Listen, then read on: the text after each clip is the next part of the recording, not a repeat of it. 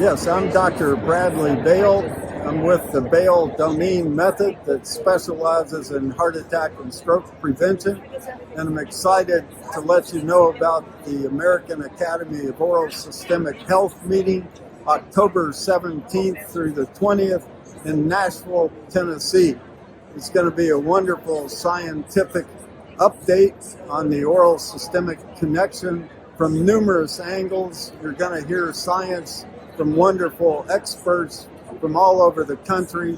You'll hear aspects of this connection that you're not going to hear at other meetings. This is a wonderful organization, and anybody who's in the healthcare field should recognize the extreme critical importance of the oral systemic connection and the multiple ways in which improving oral health can maintain the wellness of the whole body.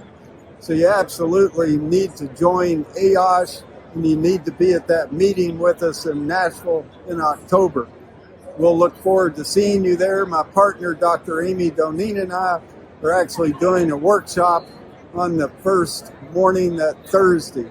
So we'd love to have you attend that workshop with us, and you can hear specifically about the importance of oral systemic health in the prevention of heart attacks and strokes.